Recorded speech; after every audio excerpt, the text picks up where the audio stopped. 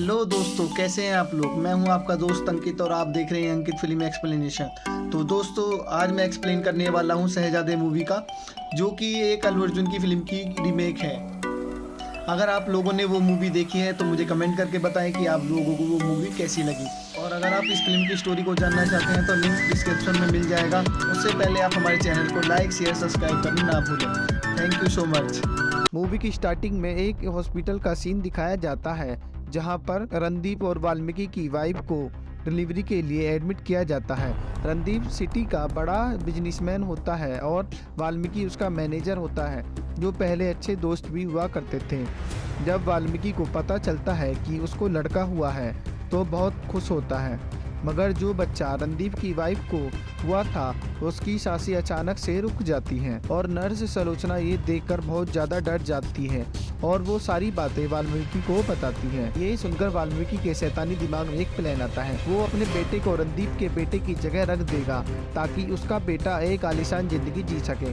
इसलिए वो मरे हुए बच्चे को अपने साथ ले जाता है और अपने बच्चे को यशु के पास रख देता है, जो कि संदीप की वाइफ होती है। नर्स उस बच्चे को लेकर जा रही होती है, तभी अचानक से वो बच्चा रोने लगता है और उसकी सांसें फिर से चलने लगती हैं और इसलिए वो नर्स बहुत ज़्यादा खुश होती है और वापस बच्चे को रखने के लिए जाती है, मगर वाल्मीकि उसे बच्चे को वापस लेने से मना कर देता है। दरअसल काफी साल पहले वाल्मीकि और रणदीप ने एक साथ नौकरी करनी स्टार्ट करी थी, पर रणदीप ने बॉस की बेटी से शादी कर ली और कुछ टाइम बाद भी बहुत बड़ा आदमी बन गया और वाल्मीकि वहीं का वहीं गरीब रह गया और तब से अंदर ही अंदर वो रणदीप से जलता रहता है। पर जब नर्स उसे ऐसा करने से रोकती है तो वो नर्स को धक्का मार देता है, जिससे नर्स नीचे गिर जाती है और कोमा में चली जाती है। तभी वाल्मीकि का एक पैर फिसल कर पैरालाइज हो जाता है और वो लंगड़ाकर चलने लगता है। अब रणदीप अपने बेटे के साथ घर चला जाता है और वाल्मीकि ये सोचकर खुश होता है कि अब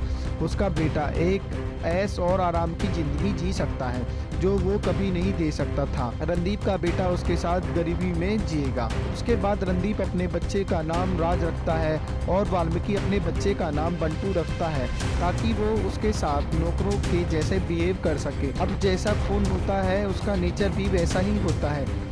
उधर राज पढ़ने में बिल्कुल भी होशियार नहीं होता है और इधर बंटू संदीप की तरह बहुत इंटेलिजेंट होता है, पर फिर भी वाल्मीकि बंटू को कभी शाबाशी नहीं देता है और हमेशा उसे बेवजह डांटता रहता है ताकि वो आगे न बढ़ सके। अब अगला सीन 20 साल बाद का दिखाया जाता है, जहां राज अपनी MBA की पढ़ाई को बीच में ही छोड़कर वापस आ रहा होता है। इसलिए वाल्मीकि बंटू को कद्दू लेकर रणदीप के घर आने के लिए बोलता है, ताकि वो अपने असली बेटे राज की नज़र उतार सके।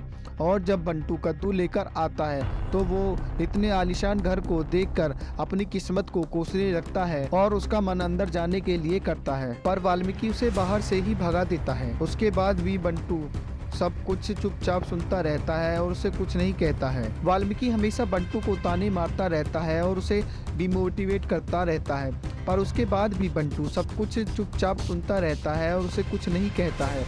एक दिन जब बंटू अपनी बहन के साथ तो कुछ लड़के रास्ते में उसे छेड़ देते हैं, जिसकी वजह से वो उन गुंडों की जमकर धुनाई करता है।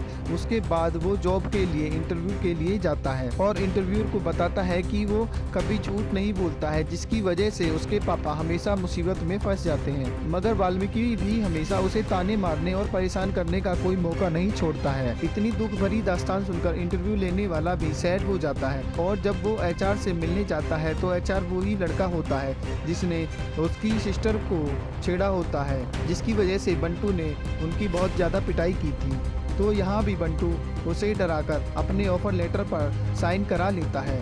उधर रणदीप की कंपनी की हालत कुछ ठीक नहीं चल रही होती है और बैंक ने भी उन्हें लोन देने से मना कर दिया था, क्योंकि उनके ऊपर पहले से ही काफ़ी ज़्यादा कर्जा था और साथ ही उनका बेटा राज पूरी तरह से निकम्मा होता है। वो उनके काम को भी नहीं संभाल पा रहा होता है। नेक्स्ट सीन में बंटू को अपनी कंपनी में एक लंबी टांगों वाली लड़की समारा मिलती है और उसे देखकर वो बिल्कुल फ्लैट हो जाता है, पर बाद में उसे पता चलता है कि समारा उसकी ही बॉस है। और जैसे कि बंटू को सच बोलने की आदत होती है तो वो उसकी टांगों की तारीफ करने लगता है और इस बात से समारा नाराज हो जाती है और उसे रेतीले इलाकों में काम करने के लिए भेज देती होती है क्योंकि वो एक टूरिस्ट कंपनी चलाती है। बंटू इससे परेशान होकर जब समारा से कहीं और भेजने की बात करता है तो समारा उसे अब बर्फीले इलाके में भेज देती है और इधर वाल्मीकि हॉस्पिटल में सलोचना से मिलने आता है। वहाँ उसे डॉक्टर से पता चलता है कि सलोचना को अगर होश भी आ जाता है तो वो 2 महीने से ज़्यादा नहीं जी पाएगी। दूसरी तरफ बंटू समारा को इम्प्रेस करने में लग जाता है और समारा भी मन ही मन बंटू को पसंद करती है तो उसे माफ़ करके अपने साथ ही रख लेती है। नेक्स्ट सीन में राज को पता चलता है कि यहाँ पर श्रीनिवास नाम का बहुत बड़ा गुंडा है और वो सबको इंटरेस्ट पर पैसे देता है। उसे पता था कि रणदीप की कंपनी घाटे में चल रही है और इसलिए वो अपने बेटे जोरावर के कहने पर रणदीप को पैसे देने के लिए तैयार हो जाता है। उसके बदले में वो अपने बेटे जोरावर को पार्टनरशिप दिलवाना चाहता है, इसलिए रणदीप राज को इस ऑफर को मना करने के लिए भेज रहे होते हैं। पर रणदीप को पता था राज उसे सही से बात नहीं कर पाएगा, इसलिए वो ब्लूटूथ से सब कुछ राज को बताते हैं और राज वो सब पर सही ढंग से बोल नहीं पाता है।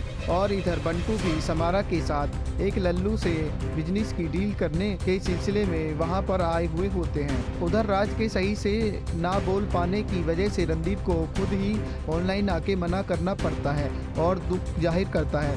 तभी वो बंटू को वहां पर देखता है जो उस लल्लू के गुंडों को पीट कर डायलॉग मारकर वहां से चला जाता है। उसकी हिम्मत देखकर रणदीप को बहुत अच्छा लगता है और सोचता है कि काश बंटू मेरा बेटा होता, पर उन्हें क्या पता था कि बंटू ही उनका असली बेटा है। उसके बाद समारा के माता पिता उसका रिश्ता लेकर रणदीप के घर पर आते हैं, जिसके लिए समारा बिल्कुल तैयार नहीं होती है, फिर भी दबाव में आकर उसे एंगेजमेंट करनी पड़ती है और ये सब देखकर बंटू बहुत दुखी होता है।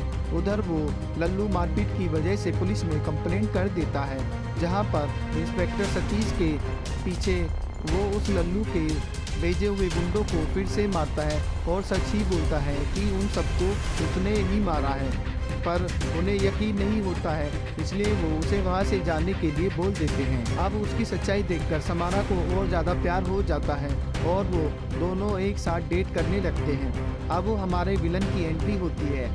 श्रीनिवास रणदीप के ऑफिस में आकर उसे मार कर चला जाता है। तभी वहाँ समारा आ जाते हैं, जिन्हें रणदीप ने बात करने के लिए बुलाया हुआ होता है। वो रणदीप को घायल पड़ा हुआ देखकर जल्दी से हॉस्पिटल लेकर जाते हैं, जहां पर बंटू को सलोचना मिल जाती है, जिसे होश आ चुका होता है। वो बंटू को वाल्मीकि की सच्चाई बताने की कोशिश करती है कि वो उसका असली पिता नहीं है, उसके असली पिता तो रणदीप ही हैं, और वो सब कुछ बंटू को बता देती है।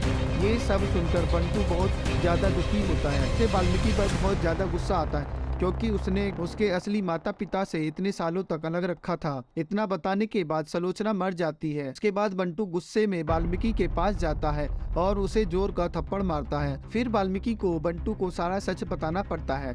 उसके बाद वो बंटू से रिक्वेस्ट करता है कि वो ये बात रणदीप को नहीं बताएगा, वरना उसका बेटा महल से सड़क पर आ जाएगा। पर बंटू बस अपनी माँ की वजह से चुप रहने का फैसला करता है और ये सुनकर वाल्मीकि बहुत ही ज्यादा खुश होता है।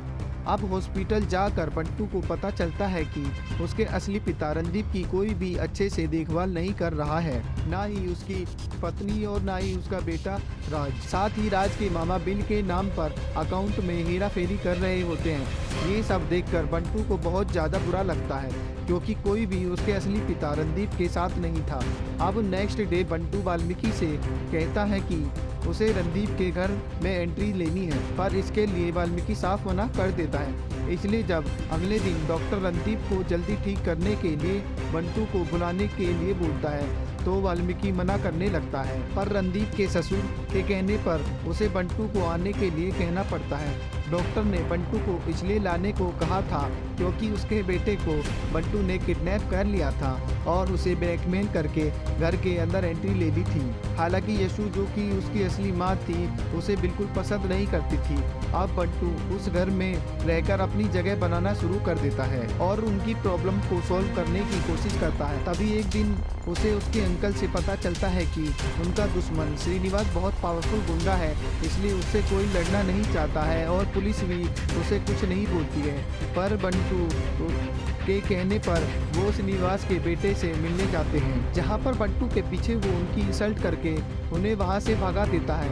पर जब ये बात बंटू को पता लगती है, वो बहुत ज़्यादा गुस्सा होता है और सबकी अच्छे से धुलाई करता है और सबसे माफ़ी मंगवाने के बाद प्यार से जोरावर से बात करता है और श्रीनिवास को धमकी भी देकर जाता है कि अगर उसने रंजीत की फैमिली को परेशान करने की कोशिश की तो वो उसे जिंदा नहीं छोड़ेगा। उसके बाद रणदीप के घर पर शगुन लेकर समारा के माता पिता आ जाते हैं, जहाँ पर बंटू समारा को गले लगाने लगता है और वो उसे बंटू से दूर रहने के लिए बोलते हैं। तभी वहाँ पर रणदीप की सुरक्षा का बंदोबस्त करने के लिए इंस्पेक्टर सतीश आ जाते हैं, जिन्हें बंटू बताता है कि वो रणदीप का असली बेटा है और समारा उसकी गर्लफ्रेंड है। ये सब सुनकर वो शॉक हो जाते हैं। उसके बाद रणदीप बंटू को अपने कैबिन में बुलाता है और उसे बताता है कि इस घर में कोई भी उसकी प्रॉब्लम को नहीं समझता है। उनके दुख को देखकर बंटू बहुत ज़्यादा परेशान होता है और बंटू सारी प्रॉब्लम को सॉल्व करने में लग जाता है। वो काशी की पोल अंकल के सामने खोल देता है और उनके सारे अकाउंट क्लियर करा देता है। उसके बाद बंटू हिम्मत करके रणदीप और यशु के रिश्ते के बारे में बात करता है और उन्हें उनके प्यार की अहमियत समझाने की कोशिश करता है ताकि उनका रिश्ता पहले जैसा मजबूत हो सके। पर इस वजह से रणदीप बंटू को एक थप्पड़ मार कर गुस्सा करने लगता है, क्योंकि वो यशु के खिलाफ कुछ भी नहीं सुन सकता था। उसके बाद रात को रणदीप और यशु एक दूसरे से दुख और सारे गिले शिकवे मिटाकर एक साथ आ जाते हैं। ये सब देखकर अंकल को बहुत ज़्यादा अच्छा लगता है। उसके बाद नेक्स्ट डे फिर से राज के साथ जोरावर की मीटिंग होती है, जहां पर राज सही से कुछ भी बोल नहीं पाता है। इसलिए रणदीप बंटू को मीटिंग में जाकर सब संभालने के लिए कहते हैं, क्योंकि बीमार होने की वजह से वो खुद नहीं जा सकते थे। पर बंटू ने बहुत ही अच्छे से वो मीटिंग संभाल ली और ख़त्म कर दी। साथ ही जोरावर को एक अच्छा सा सबक सिखा दिया था।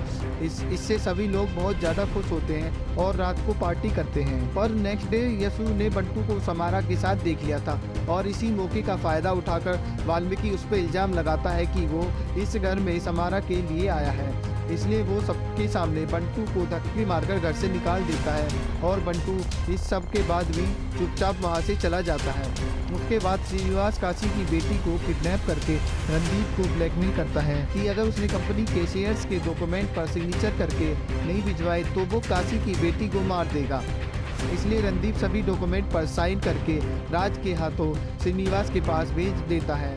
ये सब देखकर काशी की आंखें खुल जाती हैं कि रणदीप कितने महान हैं। अब वाल्मीकि डर जाता है, क्योंकि श्रीनिवास के सामने राज कुछ भी नहीं था और वो उसे एक पल में ही ख़त्म कर देता।